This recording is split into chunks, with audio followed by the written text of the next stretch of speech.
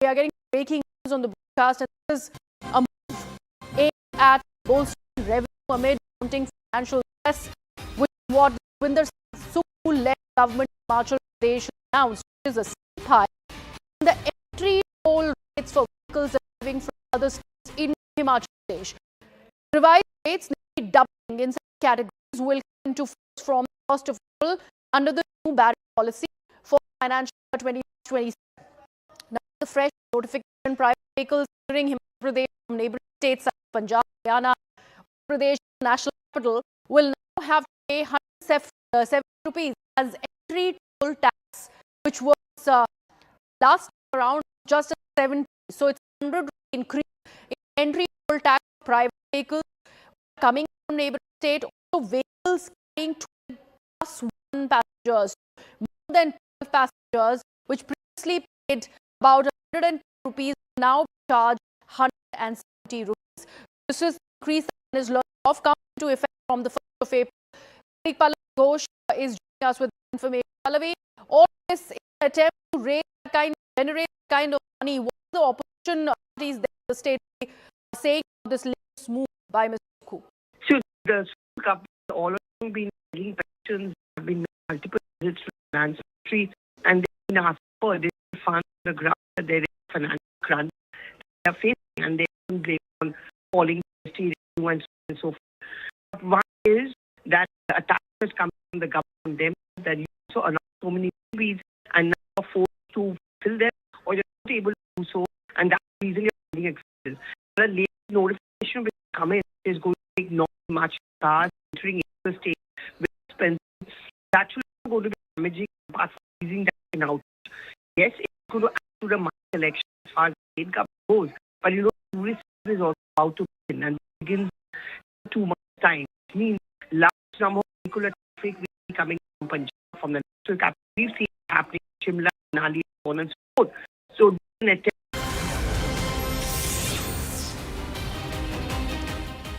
hello and good afternoon. Thanks for staying tuned to CNN News 18. I'm Kritsween Walia. We first up start with breaking news update coming in from Tamil Nadu. Once again, the TVK making a big allegation against the BJP ahead of elections in the state. TVK leader KG Arun Raj in a press conference has said that the BJP has started putting pressure on them. Further also added that the TVK will not form an alliance with communal forces. First up, let's listen into that comment.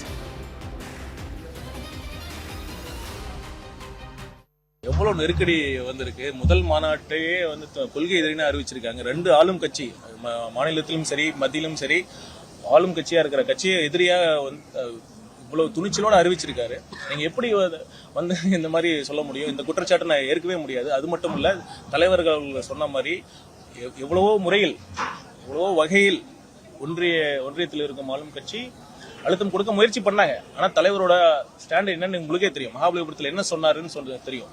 மதவாத சக்தியோட கூட்டணி இல்லைன்னு சொல்லியிருக்காரு. இதை விட ஒரு தெளிவான stand யாரும் சொல்ல முடியும்? நீங்க எப்படி வந்து பாஜகவை எதிர்த்து எதுவும் சொல்லவில்லை என்று சொல்வதை முற்றிலும் ஏற்றுக்கொள்ளவே முடியாது. நான் அதை தான் சொன்னேன். இப்ப அப்பெல்லாம் அழுத்தமே இதை கொடுக்க ஆரம்பிக்கல. இப்பதான் அழுத்தம் கொடுக்க ஆரம்பிச்சிருக்காங்க. சிபிஐ என்கொயரியும் சரி, படம் பிரச்சனை என்ன நடந்ததுன்னு உங்களுக்கே தெரியும். இவ்வளவு அழுத்தங்களுக்கு பிறகும் என்ன கூட்டணி குறித்து மதவாத சக்திகளோட கூட்டணி இல்லை என்று தெளிவாக சொல்லியிருக்கிறார். இதற்கு மேல என்ன சொல்ல வேண்டும்?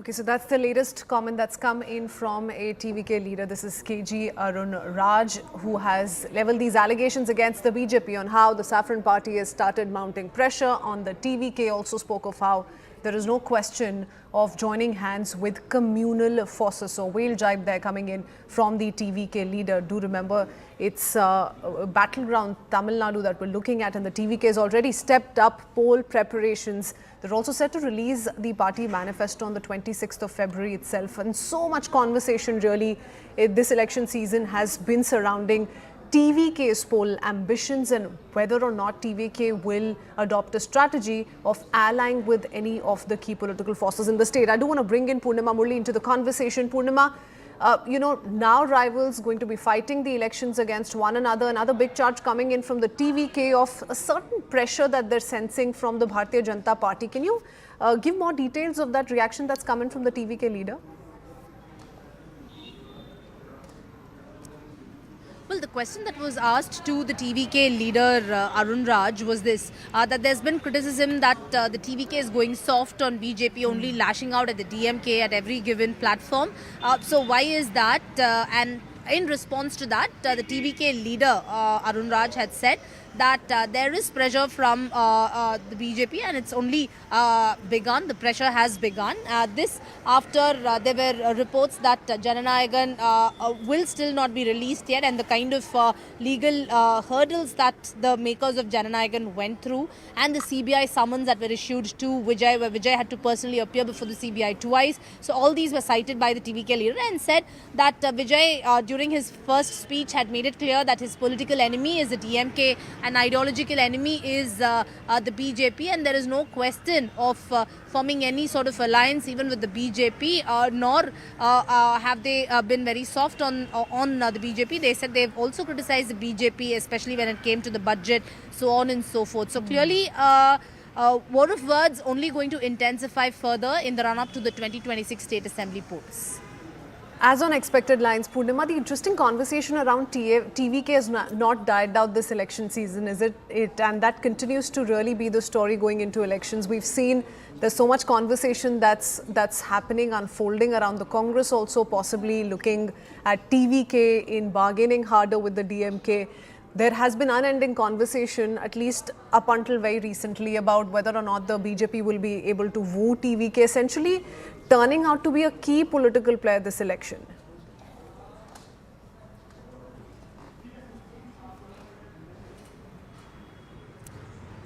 Absolutely.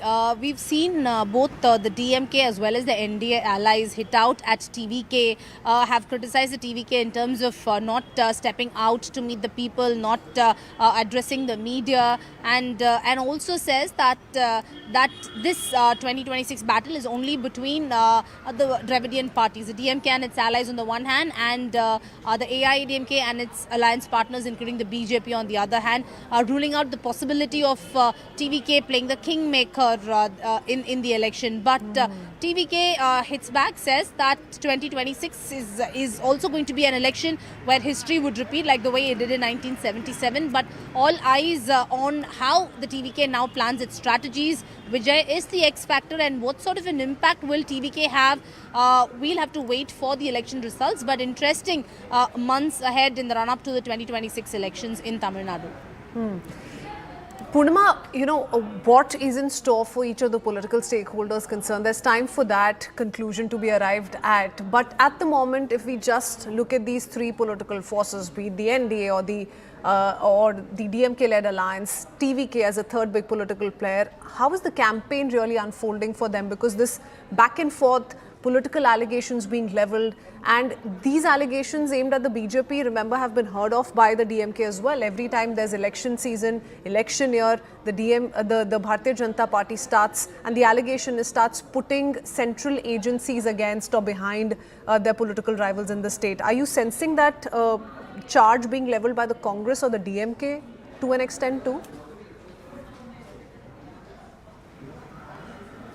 Well, the Congress so far has not really lashed out at Vijay, but ever since the power sharing controversy broke out, where Manikam Tagore time and again was talking about how there's nothing wrong for the DMK to consider giving cabinet berths to its alliance partners, the High Command will intervene and the discussions will take place. 22nd is when the alliance discussions will take place. But as far as TVK is concerned, initially there were speculations that TVK may perhaps be roped in by the NDA, including the AIADMK, because after the Karur tragedy, it was the AIADMK and the BJP that came out in support of the TVK. And we also saw the Congress, especially Rahul Gandhi, reach out to Vijay after the Karur episode. And also, when there was a delay in his movie release, Rahul Gandhi was one of the few to openly back Vijay. So there were speculations about whether there would be a TVK Congress alliance or whether the AIADMK would be able to rope in TVK. But all of that was put to rest, where the TVK has indicated that it's going solo and it will contest from all the 234 constituencies. DMK Congress, even though they do have a rift of sorts in the run-up to the elections, both of them maintain that it's an old alliance and that will continue in the 2026 elections, and all the issues will be resolved. So that's so far as the alliance game in Tamil Nadu is concerned. I do want to bring in BJP's Narayan Tirupati joining us on the broadcast. Good afternoon, Mr. Tirupati. Your thoughts? This is a TVK leader who has levelled serious allegations against the BJP of, how the Bharatiya Janata Party has already started mounting power, and more importantly, has cleared the air. There is no question of the TVK joining hands with the Bharatiya Janata Party or that alliance because apparently the BJP is a communal force, he says. Who is a communal party? In Tamil Nadu, the only secular party is BJP, because all other parties are trying to, persuade the minorities. The minority appeasement politics, that is the communal politics, is there with the DMK and TVK. BJP is the only party which doesn't support any religion or caste. So that itself is wrong. And how BJP can mount pressure? Unless until you get into pressure, nobody can pressure anyone. It was the TVK which asked for a CBI inquiry, and then it was the TVK in social media says that CBI is pressurizing them. Who asked the CBI inquiry? They only asked. The question, Mr. Tirupati, which was actually posed to TVK's KG Arun Raj was that is TVK, or why is TVK going soft on the Bharatiya Janata Party? And that's when he decided to level the communal charge at the BJP. No, that's what it has become a fashion for these political parties to paint or to comment BJP as a communal party. That is why I am asking a question: who is communal? What is a secular state? A secular state is that no party or the government should support any religion. But whereas these political parties, the DMK, TVK, these people all, in the name of secularism, they are trying to support one religion or other. That is the main issue. Then who is communal? One who talks about one community or caste or religion, they are communal. Okay, and very quickly, given all these controversies, Mr. Tirupati, very quickly, a yes or no, is the BJP still looking at a possible alliance with the TVK in the next few days? See, we have very clearly made one thing. Wants to approve the DMK government, let them come to the NDA fold. We never said we will go anywhere. We had told that if you want the DMK to come out, to be out of power, come to us. And if you don't come to us, it means that you want DMK to be in power. Simple. Many thanks, Mr. Tirupati, for sharing your thoughts on that comment that's coming from the TVK Neta. For now, shifting our focus to